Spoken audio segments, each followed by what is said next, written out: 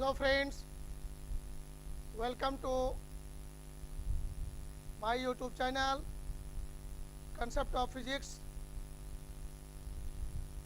by Lalan Kumar. प्यारे बच्चों, सभी बच्चे ठीक ठाक हैं, स्वस्थ हैं, स्वच्छ हैं। चलिए, बहुत अच्छा। तो आज का क्लास जो है, यहाँ पर हम लोग को देखना है कि पिछले क्लास में करंट इलेक्ट्रिसिटी में हम लोग पढ़ रहे थे grouping of cell, combination of cells, जिसमें हमने एक पॉइंट पर चर्चा कर चुका था। सेलों का सीरीज कम्बिनेशन ये हम लोग पढ़ चुके थे, जिसमें आपको बताने का मैंने कोशिश किया था कि जब बहुत सारे सेल हैं और सबका ईएमएफ समान है और सभी का प्रत्येक का इंटरनल रेजिस्टेंस समान है, तो उस सेल के समूह द्वारा सर्किट में करंट कितना मिलेगा। तो उसमें तीन बातों को ध्यान में रखना पड़ता है। इस पूरे सर्किट का इफेक्टिव ईएमएफ, प्रभावी विद्युत वाहक बल या कुल विद्युत वाहक बल कितना होता है, और संपूर्ण परिपथ का इक्विवेलेंट रेजिस्टेंस कितना होता है। और यदि दो चीज़ हम लोग जान जाते हैं, तब टोटल ईएमएफ में इक्विवेलेंट रेजिस्टेंस से डिवाइड करते हैं, तो हमें उस सर्किट में मेन करंट कितना प्राप्त होगा वह हमें प्राप्त हो जाता है। तो उसको हम लोग पिछले क्लास में देख चुके थे और वो बताया था मैंने सीरीज कम्बिनेशन और पैरेलल कम्बिनेशन कब लाभदायक होगा, कब हानिकारक होगा, इस बातों पर चर्चा किया गया था, जिसमें आपको मैंने बताने का कोशिश भी किया था कि जब सेल का इंटरनल रेजिस्टेंस, आंतरिक प्रतिरोध बहुत कम हो, तो वैसे केसेस में सेल का सीरीज कम्बिनेशन लाभदायक होता है। और यदि इंटरनल रेजिस्टेंस बड़ा हो एक्सटर्नल रेजिस्टेंस के रिस्पेक्ट में, तो वहाँ बताया था कि सेल का सीरीज कम्बिनेशन हानिकारक होता है, क्योंकि उसमें देखा था कि सेलों की संख्या यदि बढ़ाते भी जाएंगे तो प्राप्त धारा का मान हमेशा एक सेल के धारा के बराबर प्राप्त होता है, इसीलिए वो हम लोगों के लिए हानिकारक था। अब हम लोग और आगे बढ़ते हैं। अब ये देखना चाहते हैं कि सेल को आपस में जोड़ते ज़रूर हैं, लेकिन यह देखने को मिलता है कि उस सेल का ईएमएफ अलग अलग है, सेल का ईएमएफ अलग अलग है, उसका इंटरनल रेजिस्टेंस भी अलग अलग है। तो उसका इफेक्टिव ईएमएफ कितना होगा, उस समूह का इक्विवेलेंट रेजिस्टेंस कितना होगा, और उस समूह द्वारा करंट हमें कितना मिलेगा, इस बात पर चर्चा करना है। तो चलिए हम लोग स्टार्ट करते हैं। तैयार हैं आप लोग? यस।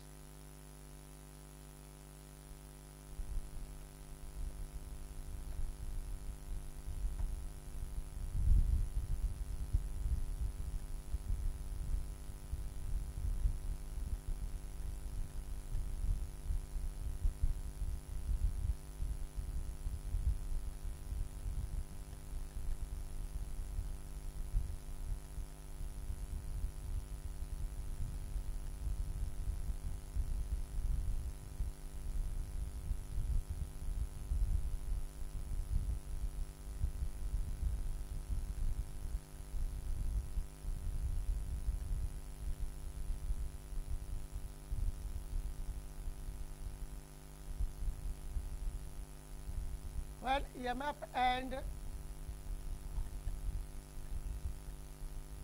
internal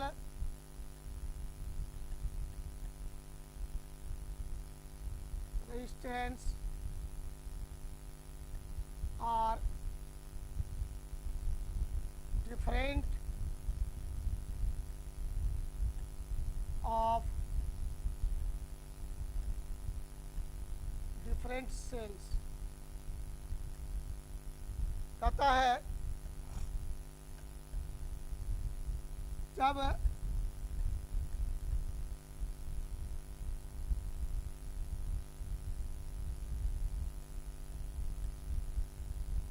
विभिन्न सेल का विद्युत वाहक बल एवं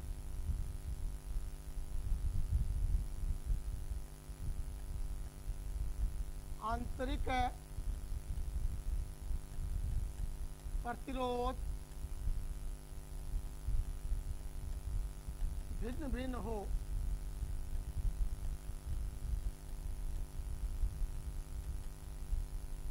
क्लियर हो गया बात। सेल है मेरे पास, लेकिन सबका ईएमएफ अलग अलग है और सबका आंतरिक प्रतिरोध भी अलग अलग है, इंटरनल रेजिस्टेंस भी अलग अलग है, और उसको हम लोग सीरीज में कंबाइन करेंगे, तब वह सीरीज कम्बिनेशन सर्किट में कितना करंट देगा। आइए हम लोग इस पर बात करना शुरू करते हैं। हम लोग अब मान लेते हैं कि हमारे पास यह एक सेल है और दूसरा सेल यह है मेरा।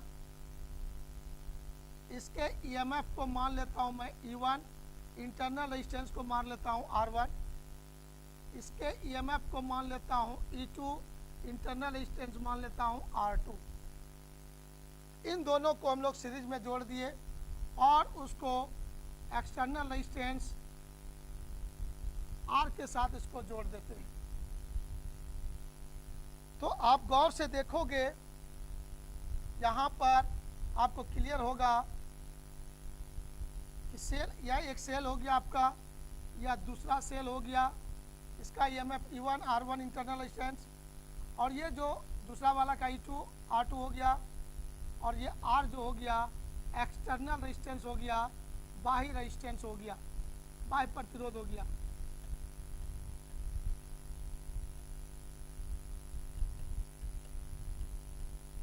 इतना बात आप समझ रहे हो।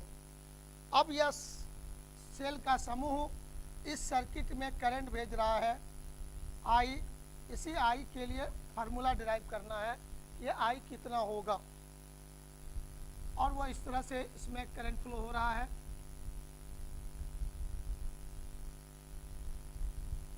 तो हम लोग देखते हैं यहाँ पर, ये जो पॉइंट मान लेते हैं हम लोग A B है, और यहाँ पर हम लोग ऐसे मान लेते हैं P है, Q है, S है। तो P और Q के बीच में एक सेल जुड़ा है, Q और S के बीच में दूसरा सेल जुड़ा हुआ है। अब हम लोग विचार करना शुरू करते हैं। हम लोगों ने पढ़ा था, क्या पढ़ा था कि सर टर्मिनल पोटेंशियल डिफरेंस, हम लोगों ने जो पढ़ा था उस पर हम लोग फोकस करेंगे और विचार करेंगे क्या लेना चाहिए। टर्मिनल पोटेंशियल डिफरेंस आपको दो केस में बताया था।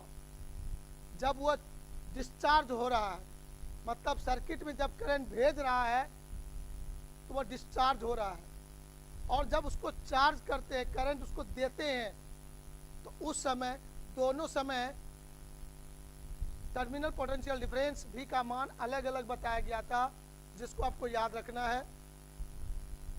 डिस्चार्जिंग के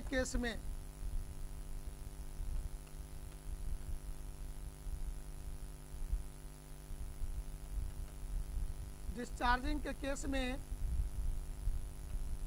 हम लोग को देखना है कि टर्मिनल पोटेंशियल डिफरेंस सिंबल लेते थे V बराबर लिखे थे E plus I into internal resistance. तो अभी ये सेल डिस्चार्ज हो रहा है, सर्किट में करंट भेज रहा है, ये डिस्चार्ज हो रहा है, समझिएगा। तो हमारा ये बात लागू होगा यहाँ पर। और दूसरा बताया था चार्जिंग के केस में, तो V इक्वल टू बताया था आपको E, सॉरी यहाँ पर ये है माइनस होगा, E plus I into R आपको बताया गया था चार्जिंग के केस में। क्योंकि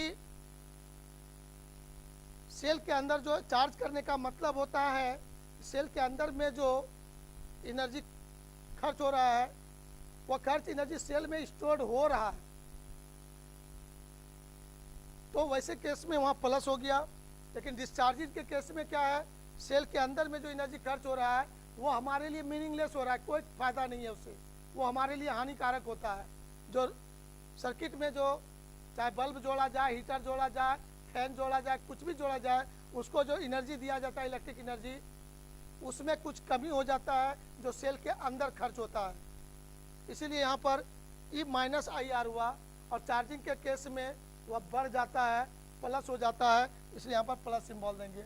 अभी मेरा डिस्चार्जिंग हो रहा है, इसलिए हम लोग डिस्चार्जिंग केस में इस फार्मूला को लिखेंगे। ये आपका भी क्या था, terminal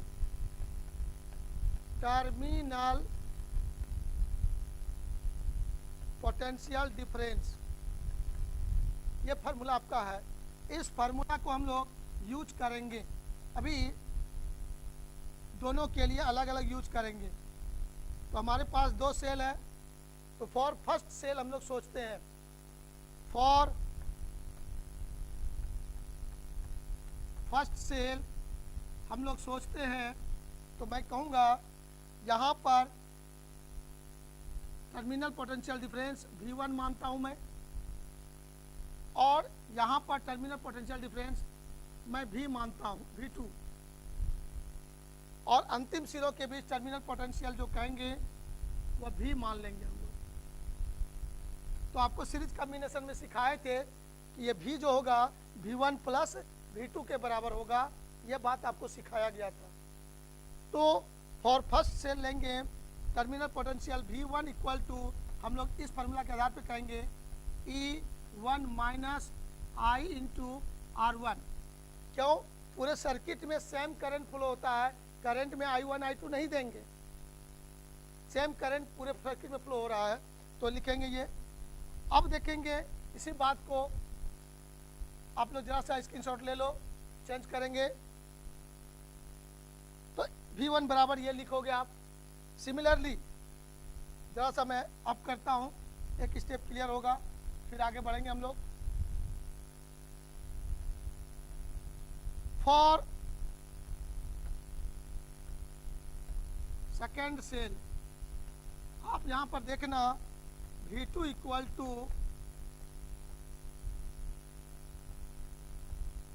E2 minus I into R2 होगा। अब ये दोनों सेल के लिए टर्मिनल पोटेंशियल, मतलब पहला सेल है यहाँ P और Q के बीच, इसके बीच पोटेंशियल डिफरेंस V1 हो गया, टर्मिनल पोटेंशियल डिफरेंस वह हो गया आपका E1 माइनस IR1, और सेकेंड वाला में Q और S के बीच टर्मिनल पोटेंशियल डिफरेंस, टर्मिनल के बीच विभवांतर V2 बराबर आपका हो गया E2 माइनस IR2। इतना काम करने के बाद अब हम लोग आगे बढ़ेंगे। स्क्रीनशॉट ले लीजिए जल्दी से, इसके यहाँ तक लिख लीजिए।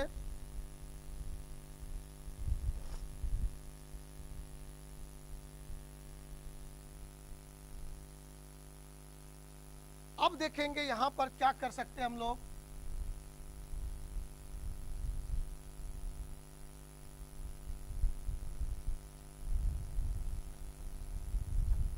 हम लोग देखते हैं यहाँ पर, आप उस फिगर को बैक करके एक बार देख लो। पॉइंट ए और बी के बीच विभवांतर कितना होगा, ए और बी के बीच विभवांतर क्या है, सिंबल मैंने क्या चुना है, भी चुना है, तो वो भी का मान कितना होगा, आइए हम लोग देखते हैं। तो हम लोग पढ़ चुके हैं सीरीज कॉम्बिनेशन में, क्या पढ़े हैं, in series combination, series combination में पढ़े थे हम लोग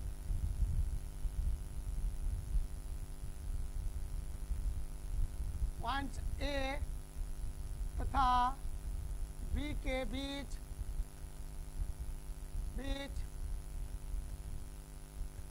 terminal potential difference, points A तथा बी के बीच टर्मिनल पोटेंशियल डिफरेंस आपसे पूछा जाए तो आप कहोगे V बराबर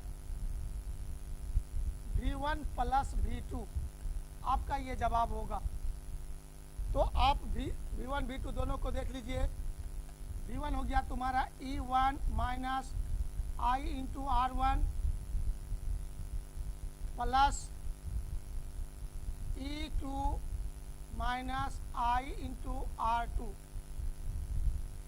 अब आप देखेंगे V बराबर आपका हो जाएगा E1 प्लस E2 एक साथ आ जाएगा, माइनस के बाद I कॉमन हो जाएगा, R1 प्लस R2 आपका एक साथ हो जाएगा। इसको आप लोग एक इक्वेशन दे दो और एक इक्वेशन बना के इसको छोड़ दो। आप ये इक्वेशन नंबर 1 बना देते हैं। अब ये देखिए, हम लोग कल्पना कर लेते हैं कि जो भी सर्किट आपके पास था, अब उस दोनों सेल का प्रभावी विद्युत वाहक बल टोटल ईएमएफ मैं मान लेता हूं ई डैश, या ये सोच लेता हूं कि दोनों के बदले कोई एक ही सेल लेते हैं जो उन दोनों के जैसा ही काम करता है, तो उसका ईएमएफ कुछ मानते हैं और उसका भी इंटरनल रेजिस्टेंस कुछ मानते हैं, और उसको यहाँ जोड़ने के बाद सर्किट में ए और बी के बीच का विभवांतर पोटेंशियल डिफरेंस उतना ही होता है जितना अभी हो रहा है। तो ऐसे केस में वह जो एक सेल का जो ईएमएफ होगा उसको कहेंगे प्रभावी विद्युत वाहक बल, और उसका जो इंटरनल रेजिस्टेंस होगा उसको कहेंगे इक्विवेलेंट रेजिस्टेंस या प्रभावी आंतरिक प्रतिरोध कहेंगे। तो चलिए यहाँ पर जैसा विचार करते हैं। कहता है यदि इस परिपथ का प्रभावी या कुल विद्युत वाहक बल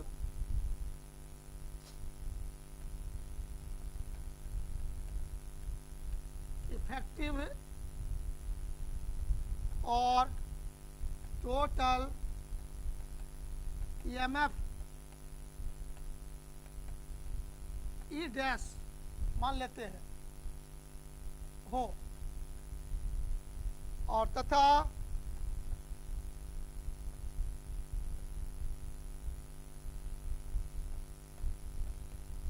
प्रभावी या समतुल्य आंतरिक प्रतिरोध, आंतरिक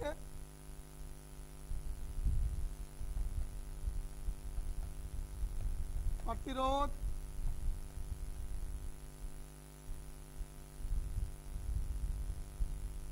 कहेंगे इफेक्टिव और equivalent internal resistance, internal resistance R dash हो, तो ऐसे केसेस में आप लोग कहोगे पॉइंट ए एंड बी के बीच, ए और बी के बीच का विभवांतर पोटेंशियल डिफरेंस V बराबर क्या होना चाहिए।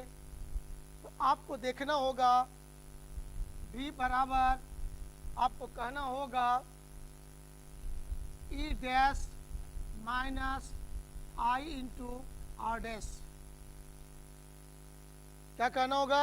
V बराबर E dash minus I into R dash कहना होगा। मतलब आप दिमाग में सेट करो, दिमाग में आप बच्चों सेट करो यहाँ पर जल्दी से। कि यहाँ पर ये दोनों सेल सपोज कर लिए, हटा लिए और एक ही सेल लिए, और वो भी परिपथ में उतना ही करंट भेज रहा है जितना पहले दोनों मिलकर भेजता था, तो उस सेल का ईएमएफ इन दोनों के ईएमएफ का टोटल ईएमएफ कह सकते हैं या इफेक्टिव ईएमएफ कह सकते हैं, प्रभावी विद्युत वाहक बल। और इन दोनों का आंतरिक प्रतिरोध का इक्विवेलेंट रेजिस्टेंस उस एक सेल के इंटरनल रेजिस्टेंस के बराबर कर सकते हैं, उसको प्रभावी आंतरिक प्रतिरोध कर सकते हैं, इफेक्टिव इंटरनल रेजिस्टेंस कर सकते हैं। उसका सिंबल मैंने चुना आर डैश, और इस दोनों का ईएमएफ का इफेक्टिव ईएमएफ का सिंबल चुना ई डैश। तो ऐसे केस में आप बच्चे यहाँ पर लिख सकते थे भी बराबर इतना, इसको आप या इसको हाईलाइटेड करो, इसको हम इस तरह से कर दिए इक्वेशन नंबर 2। अब आप देखो गौर से, इक्वेशन 1 और इक्वेशन 2 को कंपैरिजन करते हैं, दोनों में तुलना करते हैं, तो मुझे दिखाई पड़ता है, गौर से देखिएगा, यहाँ पर ई डैश के स्थान पर यहाँ पर क्या है, E1 प्लस E2 है। गौर से आप देखो, E1 प्लस E2 यहाँ पर है ई डैश के स्थान पर, और आप कंपैरिजन करेंगे, ध्यान से देखेंगे, आर डैश के स्थान पर R1 प्लस R2 आपको दिख रहा है। तो मैं यदि कंपैरिजन करूं इक्वेशन 1 और 2 में, आप साफ शब्दों में कहोगे E dash is equal to E1 plus E2 and R dash equal to R1 plus R2। आपको बोलने में थोड़ी भी तकलीफ नहीं होनी चाहिए। तैयार है आप लोग? यस। अब चलिए जरा सा मैं और आगे बढ़ता हूँ। आप लोग यहाँ तक स्क्रीनशॉट ले लिए होंगे, मौका मिल रहा है आपको, जल्दी से कर लीजिए। चलिए, यदि आपने इसका स्क्रीनशॉट ले लिया तो मैं जरा सा आगे बढ़ता हूँ और फाइनल पॉइंट पर पहुँचता हूँ। तो आप कह सकते हो, अब क्या कह सकते हो, इक्वेशन 1 एंड 2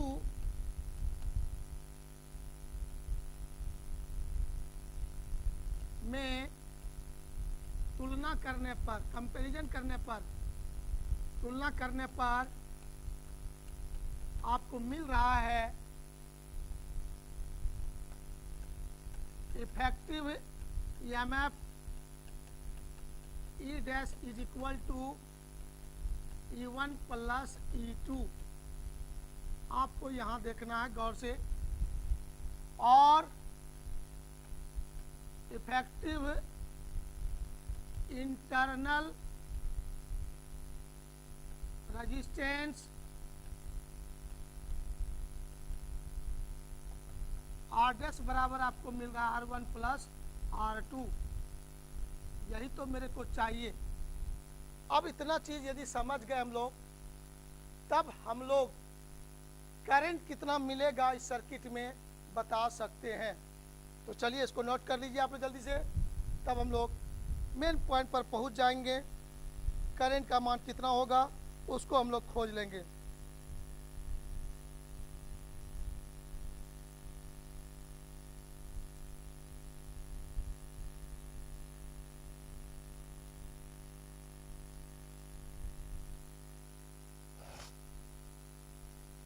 हो गया?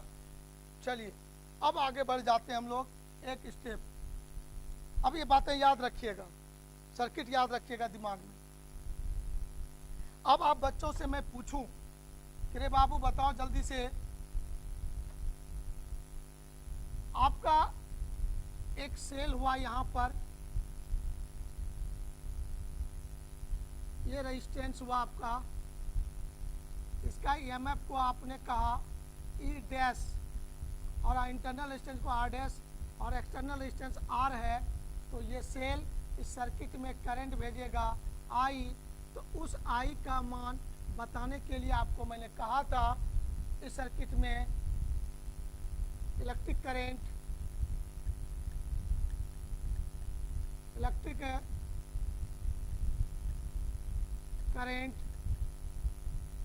आई इक्वल टू, आप कहोगे यहाँ पर सेंटेंस यदि लिखना चाहते हो तो क्या होगा, अब बच्चों अब आना चाहिए I is equal to effective EMF या total EMF, effective EMF by equivalent resistance of whole circuit,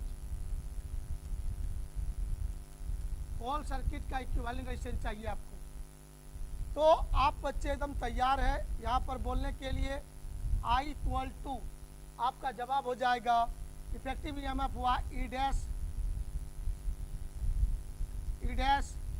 और ये दोनों एक्सटर्नल रेजिस्टेंस और इंटरनल रेजिस्टेंस दोनों सीरीज में है। यहाँ पर सेम करंट दोनों में फ्लो हो रहा है, दोनों सीरीज में है, तो यहाँ पर कह देंगे R प्लस आर डैश। ये आपका जवाब हुआ। अब आप फाइनली पहुँच जाओगे I इज इक्वल टू ई के जगह पर आपने देखा E1 प्लस E2 आपने देख चुका है bye R plus R1 plus R2 आपने देख चुका है। तो यह आपको रिजल्ट मिल गया। यहाँ पर आप एकदम कंसंट्रेट होकर देख सकते हैं इस सर्किट में करंट कितना मिलेगा, ये आपको मिल चुका। इस I का मान आपको मिल चुका, I कितना होगा, तो I का जवाब आपको यहाँ से मिल जाएगा। अब यहाँ पर कंडीशन देखेंगे हम लोग।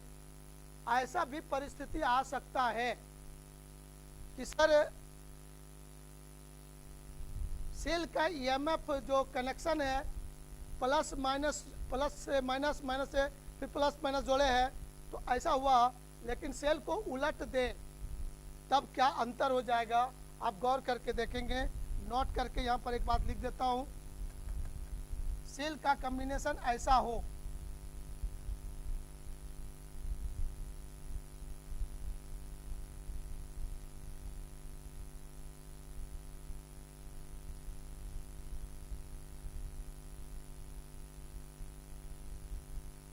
ऐसा सेल है आपके पास, ये प्लस माइनस है, ये माइनस प्लस आपका है, और यहाँ पर इक्विवेलेंट रेजिस्टेंस R है, इसका ईएमएफ E1 है, इसका इंटरनल रेजिस्टेंस R1 है, ये E2 है, ये R2 है।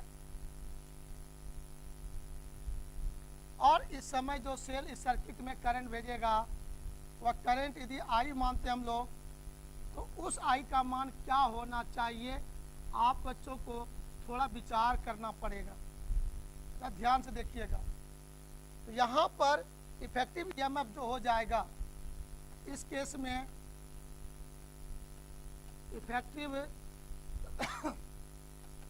ईएमएफ जो हो जाएगा ई डैश, ये बदल जाएंगे और ई डैश बराबर आपको कहना होगा E1 माइनस E2 कहना होगा।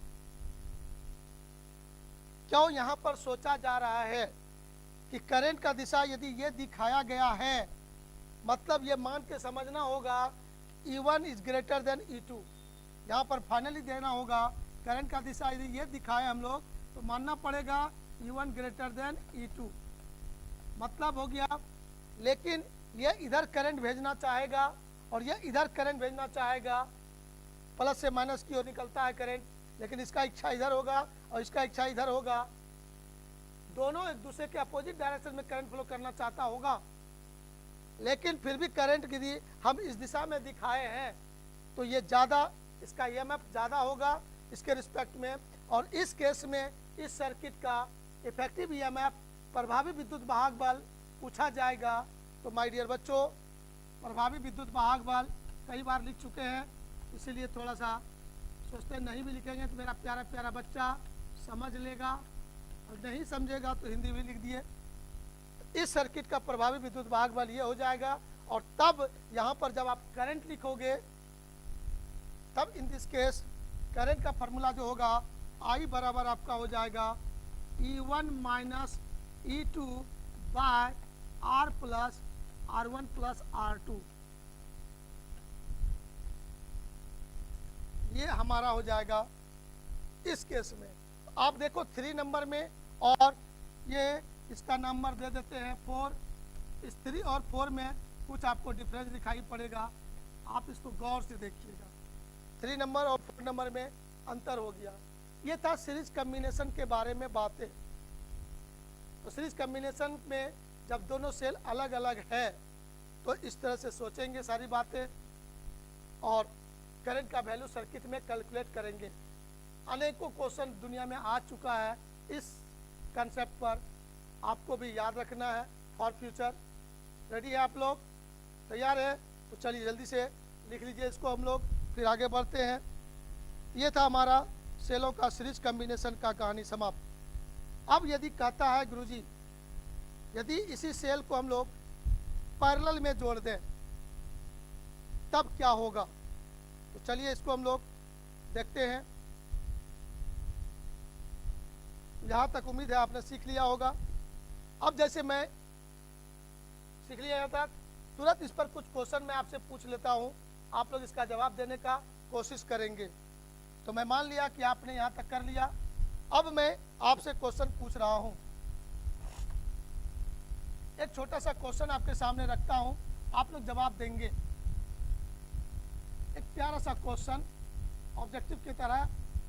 आपके पास यह सेल है,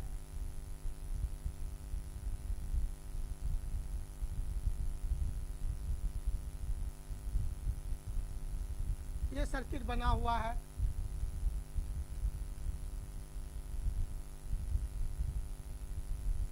सिक्स वोल्ट है, इंटरनल रेजिस्टेंस R1 1 ओम है, और ये दूसरा सेल है, इसका EMF E2 ये आपका मान लीजिए 12 वोल्ट है, और इंटरनल रेजिस्टेंस R2 मान लीजिए 2 ओम है, और एक्सटर्नल रेजिस्टेंस जो R है वह तुम्हारा मान लीजिए आप लोग 40 ओम है। आप लोग हमको बताइए इस सर्किट में करंट I का मान कितना होगा? इस सर्किट में करंट I का मान कितना होगा? आप लोग आराम से बता सकते हैं, जल्दी बताइए। I का मान वाट?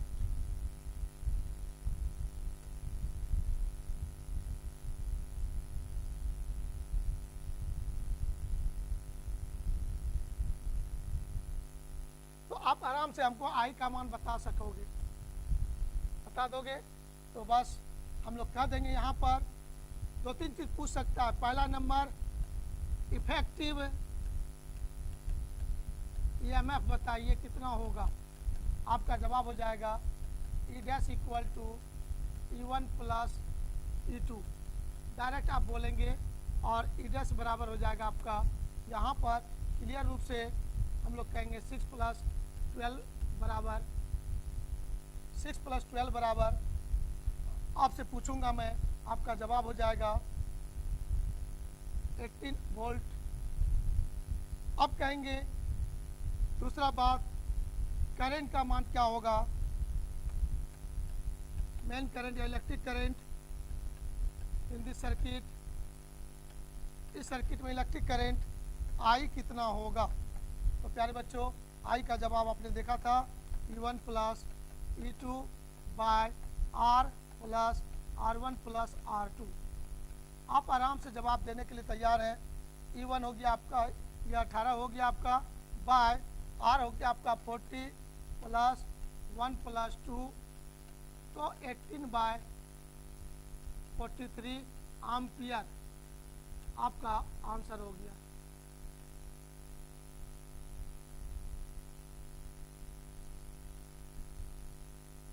चलिए, ये बात आपका आंसर हो गया। अब इसी क्वेश्चन में आपसे थोड़ा सा प्यार से चेंज करके पूछ देगा, आपसे पूछ देगा रेजिस्टेंस वही है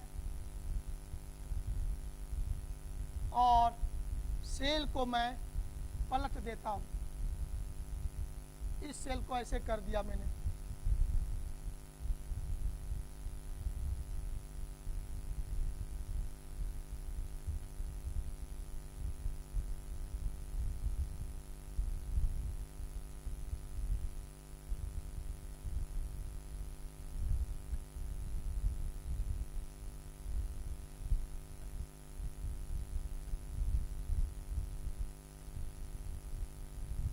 सारे वैल्यू वही है, क्वेश्चन यही है, सिर्फ चेंज कर दिया मैंने।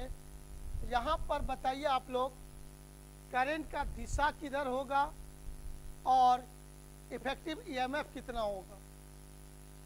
तो ये E1 आपका वही है 6 वोल्ट है, और ये E2 तुम्हारा 12 वोल्ट है, और ये R1 तुम्हारा 1 ओम है, ये R2 तुम्हारा 2 ओम है, और ये 40 ओम है। सब चीज़ वही है, करंट का दिशा बताना है और करंट का वैल्यू बताना है। तो यहाँ पर इफेक्टिव ईएमएफ पूछा जाए आपसे, ई डैश का वैल्यू क्या लिखना चाहिए, आप लोग जवाब दे सकते हैं, कोशिश कीजिए। तो यहाँ पर ई डैश का जो वैल्यू हो जाएगा आप कहोगे सर E2 माइनस E1 कहना होगा, क्योंकि मैं देखा कि बड़ा कौन है, तो बड़ा तुम्हारा E2 है, तो E2 माइनस E1, तो 12 घटाओ 6 बराबर 6 वोल्ट हो जाएगा आपका। और तब यहाँ पर करंट I बराबर क्या होगा, इफेक्टिव ईएमएफ में ये हो जाएगा 6 बाय वो वही होगा 40 प्लस 1 प्लस 2 सेम होगा, I इक्वल टू हो जाएगा 6 बाय 43 एम्पियर हो जाएगा। तो करंट का वैल्यू देखिए घट गया इस बार, यहाँ जो करंट था और यहाँ जो करंट होगा घट गया। क्यों घट गया, आपने सेल को पलट दिया, सेल को उल्टा जोड़ दिया, क्योंकि जोड़ने का जो कम्बिनेशन होना चाहिए, एक का माइनस दूसरे के प्लस से, फिर दूसरे का माइनस तीसरे के प्लस से, लेकिन यहाँ पर आपने प्लस प्लस को जोड़ दिया। तो ऐसे केसेस में इफेक्टिव ईएमएफ का मान, प्रभावी विद्युत वाहक बल का मान घट जाता है। अब करंट किधर फ्लो करेगा इस सर्किट में आपको डिसाइड करना होगा, क्लॉकवाइज या एंटी क्लॉकवाइज, इसका जवाब देंगे आप लोग जल्दी से। क्लॉकवाइज या एंटी क्लॉकवाइज, इस सर्किट में करंट का बोलो, ये जो बताया आई, ये आई क्या होगा, क्लॉक या एंटी क्लॉक। तो चलिए यहाँ पर बहुत ज़्यादा सोचना नहीं है, एकदम दिमाग लगा देना है। उन दोनों में सेल का जो बड़ा ईएमएफ है उसका करंट भेजने का नेचर किधर है, उसका करंट फ्लो कराने का नेचर किधर होगा, तो प्लस से माइनस की ओर यही दिखाना होगा। इसका नेचर ये है इस दिशा में, तो पूरे सर्किट में भी यही करंट फ्लो करेगा, आपको जरा सा भी विचार में दिक्कत नहीं होना चाहिए। तो यहाँ पर करंट जो हो जाएगा इस दिशा में हो जाएगा, इस तरह से सोचेंगे क्लॉकवाइज हो जाएगा। इस फिगर में यहाँ पर क्लॉकवाइज हो जाएगा।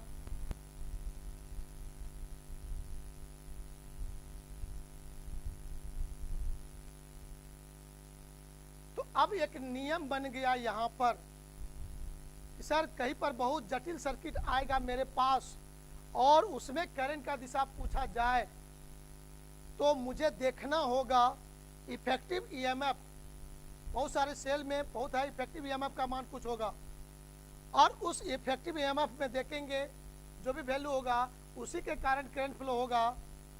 तब उसमें हमको देखना है कि E2 बड़ा है E1 से, तो यहाँ पर हमें देखना है कन्फर्म रूप से E2 जिधर करंट भेजना चाहता है, मतलब प्लस से करंट निकलता है, उसी दिशा में करंट फ्लो होगा। इसको दिमाग में सेट रखना है आपको। अब देखिए इफेक्टिव ईएमएफ जब आप निकाल रहे हो तो बड़ा मज़ेदार सब चीज़ है, यहाँ पर गंभीर से समझना है। जब ये बात आपने लिखा और करंट की दिशा को आप देखे हो, देखना गौर से, इसका करंट फ्लो कराने का ये नेचर होगा, तो ये नेचर है, लेकिन करंट इस दिशा में फ्लो हो रहा है, तो इसके ईएमएफ के आगे में ना माइनस लिखा है, E1 के आगे में माइनस आया है, ध्यान से सुनिएगा। तो अब यहाँ पर हमको अचानक कोई सर्किट रहेगा और उसमें वैल्यू नहीं दिखा रहे, करंट का डायरेक्शन फिक्स रहे, और तब किसी के ईएमएफ को पॉजिटिव निगेटिव लेना हो, तो वैसे केसेस में आपको ध्यान रखना है कि जिसका नेचर करंट फ्लो होने के अगेंस्ट करंट फ्लो कराने का नेचर हो, मतलब इस सर्किट में करंट फ्लो हुआ क्लॉकवाइज और ये करंट फ्लो कराना चाहता है एंटी क्लॉकवाइज, तो इसका पहला सेल का ईएमएफ करंट भेजने का नेचर सर्किट में करंट के अपोजिट में है, इसीलिए इसका ईएमएफ माइनस में हुआ और इसका ईएमएफ पॉजिटिव हुआ। जिस दिशा में करंट फ्लो हो रहा है उधर ही करंट भेजना चाहता है, इसलिए उसका ईएमएफ को पॉजिटिव लिया गया। ये बहुत इंपॉर्टेंट लाइन हुआ, आगे जाके बड़ा बड़ा सवाल बनाएंगे तब ये काम देगा, अब मज़ा भी आएगा। इसको ध्यान में खाली रखना है आपको। तो मैं प्रोसेस से इसमें करंट फ्लो किया, करंट का वैल्यू निकाला। अब निकल गया जब, तब मैं एक निष्कर्ष पर पहुंच रहा हूं। यदि करंट इस दिशा में फ्लो हो रहा है लेकिन इसका नेचर इधर करंट फ्लो कराने का है, इसीलिए इसका ईएमएफ निगेटिव लेंगे। और इसमें करंट फ्लो इधर हो रहा है और इसका फ्लो कराने का नेचर भी, इसका भी नेचर इधर ही है, ध्यान दीजिएगा गौर से।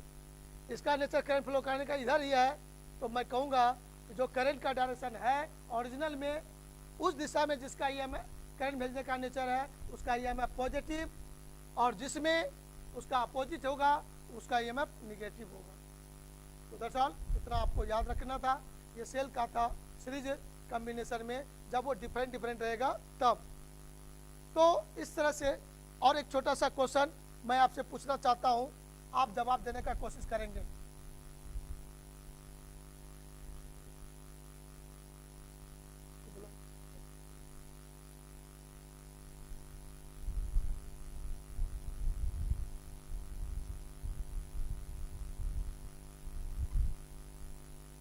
करेंगे तो प्यारे बच्चों यहीं खड़ा रहो ना, यहीं खड़ा रहो, तैयार हो। हाँ, हम एक क्वेश्चन छोटा सा पूछते हैं। आप लोगों ने देखा होगा अपने लाइफ में टॉर्च के बारे में। ये आपका टॉर्च मान लेते हैं।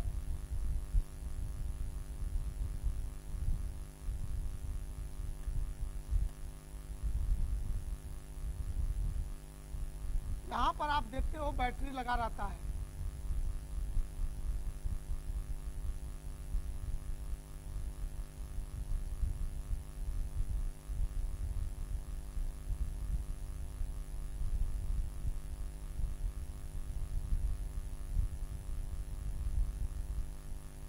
हमने ये बदलाव ला दिया, इसका प्लस यहाँ है, माइनस यहाँ है, प्लस यहाँ है, माइनस यहाँ है, प्लस यहाँ है, माइनस यहाँ है, माइनस और प्लस कर दिया। अब आप बताइए ये टॉर्च लाइट देगा कि नहीं?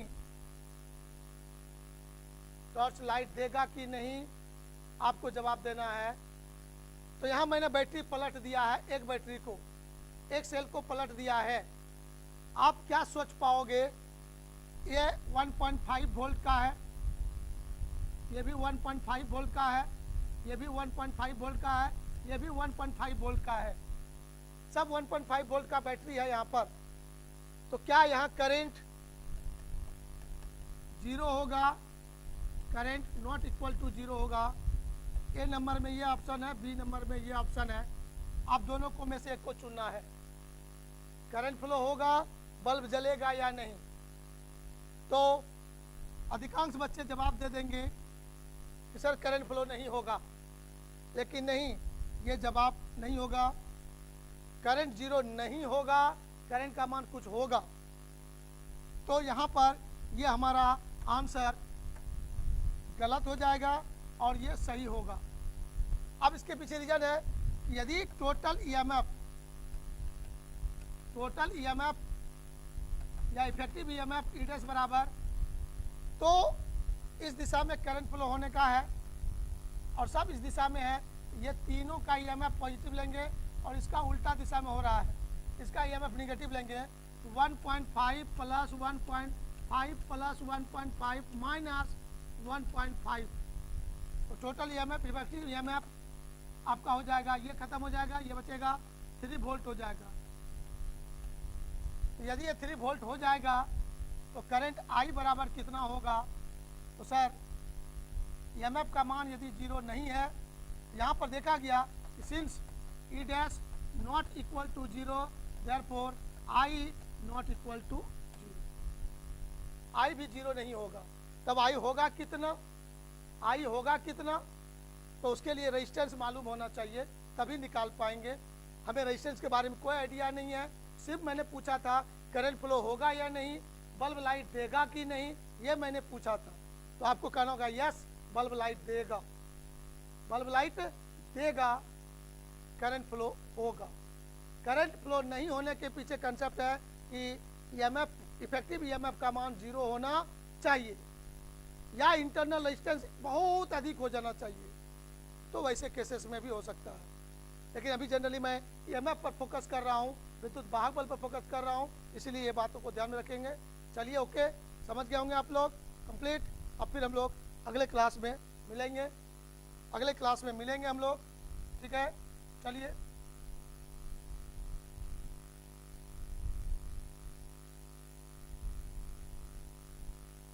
ओके।